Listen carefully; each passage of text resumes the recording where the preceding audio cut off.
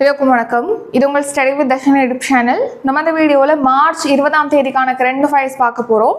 Start பண்ணலாம். First question, 2025ஆம் ஆண்டிற்கான உலக மகிழ்ச்சி தரவரிசையில் இந்தியா எத்தனையாவது இடத்தை பிடித்துள்ளது? ஆன்சர் ஆப்ஷன் சி, 118வது இடம். இப்போ ரீசெண்டாக பார்த்தீங்கன்னா வேர்ல்டு ஹாப்பினஸ் இண்டெக்ஸ், அதாவது உலக மகிழ்ச்சி தரவரிசை 2025ஆம் ஆண்டுக்கான தரவரிசை ரிலீஸ் பண்ணியிருக்காங்க. அதில் நம்ம இந்தியா வந்து 118வது இடத்தை பிடிச்சிருக்கு. அப்போ ஃபர்ஸ்ட் பிளேஸ்ல எந்த நாடு இருக்கு அப்படின்னா ஃபின்லாந்து. ஸோ ஃபின்லாந்து பார்த்தீங்கன்னா தொடர்ந்து 8வது ஆண்டாக இந்த முதலிடத்தை பிடிச்சிருக்கு. இப்போ இந்த உலக மகிழ்ச்சி தரவரிசையை யார் ரிலீஸ் பண்ணியிருக்கா அப்படின்னா ஆக்ஸ்போர்ட் யூனிவர்சிட்டியுடைய வெல்பீயிங் ரிசர்ச் மையம், அதோடு பார்த்தீங்கன்னா கேலப் நிறுவனம், அப்புறம் UN sustainable development solutions network, அதாவது ஐக்கிய நாடுகளின் நிலையான வளர்ச்சி தீர்வுகள் வலையமைப்பு, இது 3 இணைஞ்சு தான் ரிலீஸ் பண்ணியிருக்காங்க இந்த ஹாப்பினஸ் இண்டெக்ஸை. இந்த ஹாப்பினஸ் இண்டெக்ஸில் ஃபர்ஸ்ட் பிளேஸ் வந்து ஃபின்லாந்து, நம்ம இந்தியா வந்து 118வது இடத்த பிடிச்சிருக்கு. ஸோ முதல் 5 நாடுகள் பார்க்கும்போது அதில் ஃபர்ஸ்ட் பிளேஸ் வந்து ஃபின்லாந்து பார்த்தோம். 2வது இடத்துல டென்மார்க் இருக்குது, 3வது இடத்துல ஐஸ்லாந்து, 4வது இடம் வந்து ஸ்வீடன், 5வது இடத்துல வந்து நெதர்லாந்து நாடு இருக்குது. இந்தியா 118வது இடத்துல. மொத்தமாக இந்த ஹாப்பினஸ் இண்டெக்ஸ் வந்து எத்தனை நாடுகளை கொண்ட தரவரிசை அப்படின்னா 147 நாடுகளுடைய தரவரிசை தான் இது. அதில் இந்தியா 118வது இடம். ரீசன் நியூஸ், சமீபத்தில் ஐக்யூஏர் வெளியிட்டுள்ள உலக காற்று மாசு பட்டியலில் பார்த்தீங்கன்னா இந்தியா வந்து 5வது இடத்தை பிடிச்சிருக்கு. அடுத்து இராணுவ வலிமை கொண்ட நாடுகள் பட்டியலில் இந்தியா 4வது இடத்தை பிடிச்சிருக்கு. உலகிலே சக்தி வாய்ந்த நாடுகள் பட்டியலில் இந்தியா வந்து 12வது இடத்தை பிடிச்சிருக்கு. நெக்ஸ்ட், ஊழல் தரவரிசை குறியீட்டில் இந்தியா வந்து 96வது இடத்தை பிடிச்சிருக்கு. ஊராட்சி திட்டங்களை சிறப்பாக செயல்படுத்துவதில் நம்ம தமிழ்நாடு மாநிலம் முதலிடத்தை பிடிச்சிருக்கு. அடுத்த 2வது கேள்வி, எந்த மாநிலத்தில் புதிதாக யூரியா ஆலை அமைக்க மத்திய அமைச்சரவை ஒப்புதல் அளித்துள்ளது?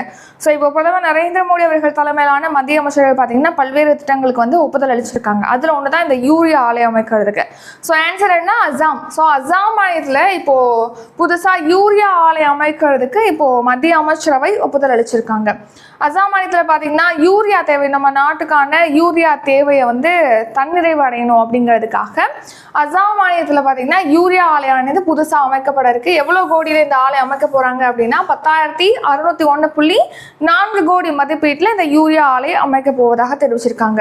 ஸோ இதுக்கு ஒப்புதல் அளிச்சிருக்காங்க. அதன்படி பிரம்மபுத்திரா பள்ளத்தாக்கு உரக்கழக நிறுவனத்துடைய வளாகத்துல தான் இந்த யூரியா ஆலையானது நிறுவப்பட இருக்கு. ஸோ ஆண்டுக்கு பார்த்தீங்கன்னா 12.7 லட்சம் டன் யூரியா உற்பத்தி திறனோட இந்த ஆலையானது அமைக்கப்பட இருக்கு. அடுத்து 2 பால்வள திட்டங்களுக்கு பார்த்தீங்கன்னா நிதியை வந்து இன்க்ரீஸ் பண்ணியிருக்காங்க, உயர்த்தி அதுக்கும் ஒப்புதல் அளிச்சிருக்காங்க. அந்த 2 பால்வள திட்டங்கள் என்ன அப்படின்னா ராஷ்டிரிய கோகுல் மிஷன், அடுத்து தேசிய பால்வள வளர்ச்சி திட்டம். இந்த 2 திட்டத்துக்குமான நிதியை வந்து இப்போ உயர்த்தி அதுக்கு மத்திய அமைச்சரவை ஒப்புதல் அளிச்சிருக்காங்க. எவ்வளோ உயர்த்திருக்காங்க அப்படின்னா 6,190 கோடியாக நிதியை இன்க்ரீஸ் பண்ணி அதுக்கு ஒப்புதல் அளிச்சிருக்காங்க. இதில் ராஷ்டிரிய கோகுல் மிஷனுக்கு பார்த்தீங்கன்னா 3,400 கோடி ஒதுக்கீடு செஞ்சுருக்காங்க. தேசிய பால்வள வளர்ச்சி திட்டத்துக்கு 2,760 சொல்லி மொத்தமாக பார்த்தீங்கன்னா 6,190 கோடியானது ஒதுக்கீடு செஞ்சு அதுக்கு மத்திய அமைச்சரவை ஒப்புதல் அளிச்சிருக்காங்க. ஸோ அதன்படி இந்த ஸ்கீம் பார்த்தீங்கன்னா 2025 to 26ஆம் ஆண்டு வரைக்கும் செயல்படுத்தப்படும் சொல்லியிருக்காங்க. ஏன்னா இப்போ 15வது நிதிக்குழுடைய பதவிக்காலம் வந்து 2021 to 22லேருந்து 2025 to 26ஆம் ஆண்டு வரைக்கும். ஸோ அந்த 15வது நிதி ஆணையத்துடைய காலம் வரைக்கும் இந்த ஸ்கீமை வந்து எக்ஸ்டெண்ட் பண்ணி அதுக்கு நிதியை வந்து உயர்த்தி அதுக்கு ஒப்புதல் அளிச்சிருக்காங்க. நெக்ஸ்ட், மகாராஷ்டிராவில் பார்த்தீங்கன்னா 6 வழிச்சாலை அமைக்கிறதுக்கு இப்போ மத்திய அமைச்சரவை ஒப்புதல் அளிச்சிருக்காங்க. நெக்ஸ்ட், இப்போ வணிகர்கள் இருக்காங்க இல்லையா, சிறு வணிகர்கள், அதுக்கு வந்து நுகர்வோர்கள் இருப்பாங்க இல்லையா, இப்போ என்னன்னா 2,000 ரூபாய்க்கும் குறைவாக யூபிஐ பண பரிவர்த்தனையை வந்து ஊக்குவிக்கிறதுக்காக ஒரு சிறப்பு திட்டமானது தொடங்கப்படும் சொல்லியிருக்காங்க. ஸோ அதன்படி வணிகத்தை இப்போ நம்ம போய் ஒரு பொருள் வாங்குறோம், 2,000 ரூபாய்க்கும் குறைவாக அந்த வாங்கி நம்ம யூபிஐ மூலமாக டிரான்சாக்ஷன் பண்றோம் அப்படின்னா வணிகரிடம் வசூலிக்க வேண்டிய எம்டிஆரை வந்து அரசே வந்து ஏற்கும் அப்படின்னு சொல்லிட்டு தெரிவிச்சிருக்காங்க. அடுத்து 3வது கேள்வி, சர் ஜான் ஹூபர்ட் மார்சலின் சிலை எங்கு திறக்கப்பட்டுள்ளது?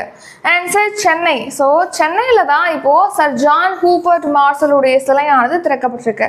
ஸோ இந்த ஜான் மார்சல் அப்படின்னு சொல்லிட்டு தான் நம்ம அடிக்கடி பேசியிருப்போம். அதனால அவரோட பேர் தான் Hubert Marshall, sir John Hubert Marshall. So நம்ம வந்து ஷார்ட்டாக சர் ஜான் மார்சல் அப்படின்னே சொல்லலாம். ஸோ இந்த சர் ஜான் மார்சல் தான் சிந்துவெளி நாகரிகத்தை வந்து உலகத்துக்கு வெளிக்கொண்டு வந்தவர் வந்து இந்த ஜான் மார்சல் தான். ஸோ அதன் மூலமாக தான் சிந்துவெளி நாகரிகம் வந்து ஒரு திராவிட நாகரிகம் அப்படின்னு சொல்லிட்டு தமிழ் வந்து ஒரு பன்மையான மொழி அப்படிங்கிற மாதிரியான பேச்செல்லாம் உருவானது.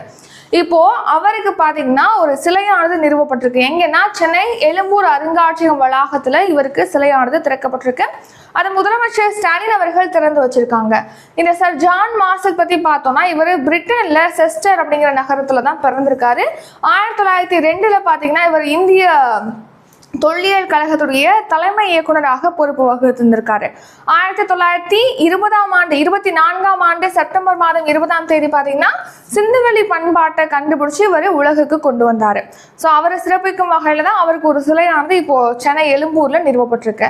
அது மட்டும் இல்லாம இவர் இந்திய தொல்லியல் அமைப்பு இருக்கு இல்லையா, அதோட இயக்குநராக இந்த காலத்துல தான் அலெக்சாண்டர் ரீ என்பவர்னால ஆதிச்சநல்லூர்ல அகழாய்வானது மேற்கொள்ளப்பட்டிருந்தது. இந்த சர் ஜான் மார்சல் எப்போ காலமானார் அப்படின்னா 1959 ஆகஸ்ட் 17ஆம் தேதி காலமானார்.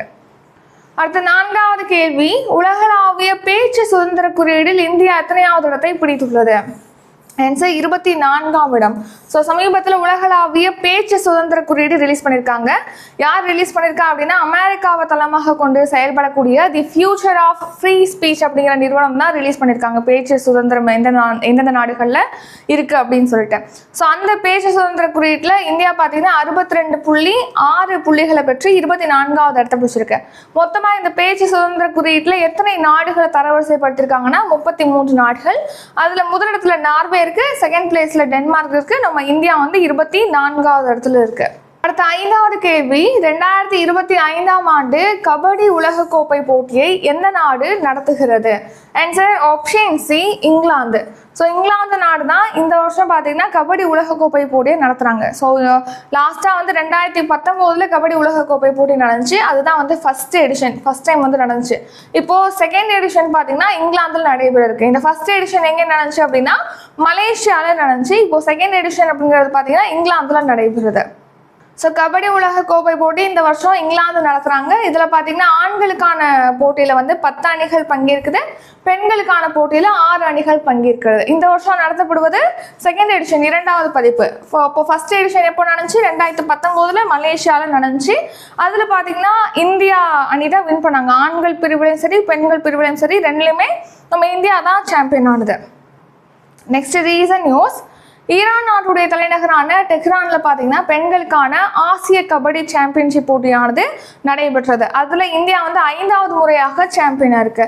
அடுத்து ரஞ்சி கோப்பை கிரிக்கெட் சாம்பியன்ஷிப் போட்டியில பாத்தீங்கன்னா விதர்பா அணி வந்து சாம்பியனா இருக்கு. அடுத்து கேன்ஸ் ஓபன் சர்வதேச செஸ் போட்டியில இந்தியன் சாம்பியனா இருக்காரு. பிராக் மாஸ்டர்ஸ் செஸ் போட்டியில அரவிந்த் சிதம்பரம் வந்து சாம்பியனா இருக்காரு. ஐசிசி சாம்பியன்ஸ் கோப்பை போட்டியில இந்தியா வந்து சாம்பியனா இருக்கு. அடுத்த உலக ஜூனியர் செஸ் சாம்பியன்ஷிப் போட்டியில பாத்தீங்கன்னா பிரணவ் வெங்கடேஷ் வந்து சாம்பியனா இருக்காரு. அடுத்த 6வது கேள்வி, சந்திராயன் 5 திட்டத்தின் மூலம் எத்தனை கிலோ எடையிலான ரோவர் விண்ணில் அனுப்பப்பட உள்ளது? Answer 250 kilo. ஸோ சந்திராயன் 5 திட்டத்துக்கு பார்த்தீங்கன்னா இப்போ மத்திய அமைச்சரவை ஒப்புதல் அளிச்சிருக்காங்க. இதுக்கு முன்னாடி நம்ம சந்திராயன் 3 வரைக்கும் மேற்கொண்டிருக்காங்க. அதாவது சந்திராயன் 1 அப்படிங்கிறது 2008 லான்ச் பண்ணாங்க. சந்திராயன் 2 அப்படிங்கிறது 2019 லான்ச் பண்ணாங்க. சந்திராயன் 3 அப்படிங்கிறது 2023 லான்ச் பண்ணாங்க. அதுக்கடுத்து சந்திராயன் 4 மேற்கொள்ள போறாங்க. அடுத்து சந்திராயன் 5 வந்து மேற்கொள்ள போறாங்க. அதுக்கு இப்போ ஒப்புதல் அளிச்சிருக்காங்க. சந்திராயன் 5 மூலமா இப்போ சந்திராயன் 3 அனுப்புனாங்க இல்லையா 2023, அந்த சந்திராயன் 3 மூலமா அந்த மிஷன்ல பாத்தீங்கன்னா பிரக்யான் ரோவரை அனுப்பியிருப்பாங்க. அதுதான் வந்து நிலவுல தரையிறங்கி போயிருக்கும், அதாவது ஊர்ந்து சென்றிருக்கும் நிலவுல. அந்த ரோவர் இருக்குல்ல, அதோட பேரு பிரக்யான். அந்த ரோவரோட எடை எவ்வளோன்னா 25 கிலோ தான். இப்போ அனுப்ப போறாங்க. எத்தனை கிலோ எடை கொண்டது அப்படின்னா 250 கிலோ எடை கொண்ட ரோவரை வந்து சந்திராயன் 5 திட்டத்தின் கீழ் விண்ணுக்கு அனுப்புறதுக்கு, அதாவது நிலவுக்கு அனுப்புறதுக்கு திட்டமிட்டிருக்காங்க. கவனிங்க, சந்திராயன் 5 திட்டத்துக்கு மத்திய அரசு ஒப்புதல் அளிச்சிருக்கு அப்படின்னு சொல்லிட்டு நம்ம இஸ்ரோவுடைய தலைவரான நாராயணன் அவர்கள் தெரிவிச்சிருக்காங்க. ஸோ எதுக்காக இதை அனுப்புறாங்க? சந்திரனுடைய மேற்பரப்பு ஆய்வு செய்யறதுக்காக அனுப்பியிருக்காங்க. இதுக்கு முன்னாடி சந்திராயன் 3 லான்ச் பண்ணாங்க. அதுல 25 கிலோ எடை கொண்ட பிரக்யான் அப்படிங்கிற ரோவரானது அனுப்பப்பட்டிருந்தது. இப்போ சந்திராயன் 5 திட்டம் மூலமா 250 கிலோ எடை கொண்ட ரோவரானது அனுப்புவதற்கு திட்டமிட்டிருக்காங்க. இந்த சந்திராயன் 5 திட்டம் அப்படிங்கிறது பார்த்தீங்கன்னா இஸ்ரோ வந்து ஜப்பானுடைய ஒத்துழைப்பின் மூலமாக இஸ்ரோவும் ஜப்பானும் இணைந்து தான் அனுப்புறதுக்கு திட்டமிட்டிருக்காங்க. இதோட நோக்கம் என்னன்னா சந்திரனுடைய மேற்பரப்பு பற்றிய விரிவான ஆய்வு மேற்கொள்றதுக்காக தான் சந்திராயன் 5. இதுக்கு முன்னாடி சந்திராயன் 4 லான்ச் பண்ணுவாங்க. சந்திராயன் 4 அப்படிங்கிறது நிலவோட கனிம மாதிரிகளை சேகரித்து பூமிக்கு கொண்டு வந்து அதை ஆய்வு செய்யறதுக்காக சந்திராயன் 4. அதுக்கப்புறமா தான் சந்திராயன் 5 மேற்கொள்வாங்க. இப்போ இது வரைக்கும் மேற்கொள்ளப்பட்ட இந்த சந்திராயன் திட்டங்கள் பற்றி பார்க்கலாம். ஸோ சந்திராயன் 1ஓட ராக்கெட் எந்த ராக்கெட் மூலமாக சந்திராயன் 1 லான்ச் பண்ணாங்கன்னா PSLV C11 ராக்கெட் மூலமாக. சந்திராயன் 2 வந்து GSLV Mark 3 ராக்கெட் மூலமாக அனுப்பப்பட்டது. சந்திராயன் 3 LVM-3 ராக்கெட் மூலமாக அனுப்பியிருந்தாங்க. அதாவது என்ன ராக்கெட்னா GSLV Mark 3, அதோட பேரை வந்து LVM-3 அப்படின்னு சொல்லிட்டு மாற்றிருப்பாங்க. அடுத்து எந்த வருஷம் லான்ச் பண்ணாங்க சந்திராயன் 1 அப்படின்னா 2008. சந்திராயன் 2 வந்து 2019 ஜூலை 22ஆம் தேதி லான்ச் பண்ணுறாங்க. சந்திராயன் 3 வந்து 2023 ஜூலை 14ஆம் தேதி லான்ச் பண்ணியிருந்தாங்க. நெக்ஸ்ட் திட்ட மதிப்பு சந்திராயன் 1க்கான திட்ட மதிப்பு என்ன அப்படின்னா 386 கோடியில் சந்திராயன் 1 திட்டமானது மேற்கொள்ளப்பட்டது. சந்திராயன் 2 வந்து 604 கோடி. அடுத்து சந்திராயன் 3 திட்ட மதிப்பு என்னன்னா 615 கோடியில் மேற்கொள்ளப்பட்டது. எடை இந்த சந்திராயன் 1 எடை வந்து 1380 கிலோ, சந்திராயன் 2 வந்து 3850 கிலோ, சந்திராயன் 3 வந்து 3895 கிலோ எடை கொண்டது. நெக்ஸ்ட் இந்த ஆய்வுல என்ன கொண்டு வந்தாங்க? சந்திராயன் 1ல மேற்கொண்ட ஆய்வின் மூலமாக நிலவுல தண்ணீர் இருக்குது அப்படின்னு சொல்லிட்டு உறுதியானது. அதுல அலுமினியம் இருக்கு, மெக்னீசியம் இருக்கு, சிலிக்கான் இருக்கு, இந்த மாதிரி கனிமங்கள் நிலவுல இருக்கு அப்படின்னு சொல்லிட்டு சந்திராயன் 1 திட்டம் மூலமாக பெறப்பட்டது. அடுத்து சந்திராயன் 2 மூலமா நிலவுல ஆர்கான் 40 அப்படிங்கிற வாயு மூலக்கூறு இருக்கு அப்படின்னு சொல்லிட்டு கண்டறியப்பட்டது. சந்திராயன் 3 பார்த்தீங்கன்னா நிலவுடைய தென் துருவத்தில் ஆய்வு செய்யறதுக்காக சந்திராயன் 3 அனுப்பியிருந்தாங்க. அடுத்து 7வது கேள்வி, 2025ஆம் ஆண்டிற்கான ஹோல்பெர்க் பரிசு யாருக்கு அறிவிக்கப்பட்டுள்ளது? ஆன்சர் ஆப்ஷன் ஏ, காயத்ரி சக்கரவர்த்தி. ஸோ காயத்ரி சக்கரவர்த்தி என்பவங்களுக்கு தான் இப்போ 2025ஆம் ஆண்டுக்கான ஹோல்கர் பரிசானது அறிவிக்கப்பட்டிருக்கு. ஸோ கவனிங்க, ஹோல்கர் பரிசு அப்படிங்கிறது 2023 பார்த்தீங்கன்னா டேனிஷ் நார்வே எழுத்தாளரான லுட்விக் ஹோல்பெர்க் அவர்களுடைய நினைவாக ஒவ்வொரு வருஷமும் வழங்கப்பட்டு வருது. இப்போ இந்த வருஷம் நம்ம இந்தியாவை சேர்ந்த காயத்ரி சக்கரவர்த்தி ஸ்விபிவக் என்பவங்களுக்கு இந்த விருதானது அறிவிக்கப்பட்டிருக்கு. இந்த காயத்ரி சக்கரவர்த்தி என்பவங்களுக்கு 2013 பார்த்தீங்கன்னா பத்மஸ்ரீ விருதானது வழங்கப்பட்டிருக்கு. பத்மபூஷன், அதாவது 3வது உயரிய விருதான பத்மபூஷன் விருதானது வழங்கப்பட்டிருக்கு 2013. அடுத்து ரீசன் நியூஸ், 2024ஆம் ஆண்டுக்கான மொழிபெயர்ப்புக்கான சாகித்ய அகாதமி விருது பா விமலா என்பவங்களுக்கு சமீபத்தில் அறிவிக்கப்பட்டது. எதுக்காக அப்படின்னா எனது ஆண்கள் அப்படிங்கிற படைப்புக்காக. அடுத்து 2025ஆம் ஆண்டுக்கான ஔவையார் விருது அப்படிங்கிறது பார்த்தீங்கன்னா யசோதா சண்முக சுந்தரம் அவர்களுக்கு வழங்கப்பட்டிருக்கு. நெக்ஸ்ட் வந்து order of the star and key of the ocean அப்படிங்கிற மொரீஷியஸ் நாட்டுடைய உயரிய விருது பிரதமர் மோடிக்கு ரீசெண்டாக வழங்கப்பட்டிருக்கு. அடுத்து எண்ணும் மாற்றத்திற்கான சர்வதேச விருது பார்த்தீங்கன்னா ரிசர்வ் வங்கிக்கு வழங்கப்பட்டிருக்கு. அடுத்து 8வது கேள்வி, விஞ்ஞான் தாரா திட்டம் கீழ்கண்ட எதனுடன் தொடர்புடையது? ஆன்சர் ஆப்ஷன் டி, அறிவியல் ஆராய்ச்சி. ஸோ அறிவியல் ஆராய்ச்சி, கண்டுபிடிப்புகள் இவற்றை ஊக்குவிக்கிறதுக்காக தான் இந்த விஞ்ஞான் தாரா திட்டமானது தொடங்கப்படுது. ஸோ எதுக்காக? அறிவியல் துறையில் பார்த்தீங்கன்னா நம்மளுடைய எதிர்காலத்தை வலுப்படுத்துறதுக்காக, அதுக்கான கண்டுபிடிப்புகள் உருவாக்குறது, அறிவியல் ஆராய்ச்சியை இன்னும் வலுப்படுத்துறது, நெக்ஸ்ட் பார்த்தீங்கன்னா தொழில்நுட்பம் அப்புறம் சுற்றுச்சூழல் சார்ந்த அமைப்புகளை மேம்படுத்துறதுக்காக இந்த விஞ்ஞான் தாரா திட்டம். இந்த திட்டத்தின் கீழ் பார்த்தீங்கன்னா கல்வி நிறுவனங்கள், அதாவது இந்த உயர்கல்வி நிறுவனங்கள், ஸ்கூல்ஸ் இந்த மாதிரிலாம் இருக்கு இல்லையா, இந்த கல்வி நிறுவனங்கள் மேம்பட்ட ஆராய்ச்சி ஆய்வகங்களானது நிறுவப்படும், ஆசிரியருடைய திறன் மேம்படுத்தப்படும், அடுத்து மாணவர்களுடைய ஆராய்ச்சிக்கு உதவிகள் வழங்கப்படும். நெக்ஸ்ட் பார்த்தீங்கன்னா சர்வதேச அறிவியல் ஒத்துழைப்பை ஊக்குவிக்கிறது, இந்த மாதிரியான முன்னெடுப்புகள்லாம் இங்கே விஞ்ஞான் தாரா திட்டத்தின் கீழ் மேற்கொள்ளப்படும் அப்படின்னு சொல்லிட்டு தெரிவிச்சிருக்காங்க. அடுத்து 9வது கேள்வி, உலக சிட்டுக்குருவி தினம் எந்த நாளில் அனுசரிக்கப்படுகிறது? ஆன்சர் மார்ச் 20ஆம் தேதி. ஸோ வேர்ல்டு ஸ்பேரோ டே, உலக சிட்டுக்குருவி தினம். ஸோ சிட்டுக்குருவி இனம் குறித்த விழிப்புணர்வு, அதோட முக்கியத்துவம் குறித்த விழிப்புணர்வை மக்கள்கிட்ட ஏற்படுத்துறதுக்காக இந்த தினம் அனுசரிக்கப்படுது. இந்த வருஷம் தீம் என்னன்னா a tribute to nature's tiny messengers அப்படிங்கிறதான் இந்த வருஷம் தீம். அடுத்து 10வது கேள்வி, சர்வதேச மகிழ்ச்சி தினம் எந்த நாளில் அனுசரிக்கப்படுகிறது? ஆன்சர் ஆப்ஷன் டி, மார்ச் 20ஆம் தேதி. ஸோ மார்ச் 20ஆம் தேதி தான் ஒவ்வொரு வருஷமும் சர்வதேச மகிழ்ச்சி தினம், இன்டர்நேஷனல் டே ஆஃப் ஹாப்பினஸ் வந்து அனுசரிக்கப்படுது. இந்த வருஷம் இந்த தினத்திற்கான தீம் கருப்பொருள் என்ன அப்படின்னா கேரிங் அண்ட் ஷேரிங். இப்போ ஹாப்பினஸ் இண்டெக்ஸ் பார்த்தோம், ஃபர்ஸ்ட் கொஸ்டின்ல பார்த்துருப்போம் உலக மகிழ்ச்சி குறியீடுன்னு சொல்லிட்டு. அதுல இந்தியா வந்து இந்த வருஷம் 118வது இடத்த பிடிச்சிருக்குன்னு சொல்லி பார்த்துருப்போம். ஃபின்லாந்து வந்து 8வது ஆண்டாக ஃபர்ஸ்ட் பிளேஸ் பிடிச்சிருக்குன்னு சொல்லிட்டு பார்த்துருப்போம். போன வருஷம் 2024 பார்த்தீங்கன்னா ஃபின்லாந்து ஃபர்ஸ்ட் பிளேஸ், இந்தியா வந்து 126வது இடத்த பிடிச்சிருந்தது. 2023லையும் இந்தியா வந்து 126வது இடம் தான் பிடிச்சிருந்தது. நெக்ஸ்ட் யுனைடெட் நேஷன்ஸ் ஐக்கிய நாடுகள் சபை பற்றி பார்த்தோம்னா இது 1945 அக்டோபர் 24 தொடங்கப்பட்டது. இதோட ஹெட் குவார்ட்டர் நியூயார்க்ல இருக்கு. இதோடைய செக்ரட்டரி ஜெனரலாக யார் இருக்காங்கன்னா அண்டோனியோ குட்டெரஸ். இவர் வந்து போர்ச்சுகல் நாட்டை சேர்ந்தவர். அடுத்து மெம்பர் கண்ட்ரிஸ் வந்து 193 நாடுகள். நெக்ஸ்ட் திப்ருகர்ல பார்த்தீங்கன்னா 12,000 கோடியில பிரம்மபுத்திரா நதிக்கு கீழே சுரங்கப்பாதையானது அமைக்கப்பட இருப்பதாக தெரிவிச்சிருக்காங்க. திப்ருகர் அப்படிங்கிறது அசாம் மாநிலத்தில் இருக்கு, அசாம்ல. நெக்ஸ்ட் 2008ஆம் ஆண்டுடைய விதிமுறைகளின்படி பார்த்தீங்கன்னா தேசிய நெடுஞ்சாலையில் 60 கிலோமீட்டர் தொலைவுக்குள்ள ஒரு சுங்கச்சாவடிகளானது அமைக்கப்பட இருக்கு அப்படின்னு சொல்லிட்டு தெரிவிச்சிருக்காங்க.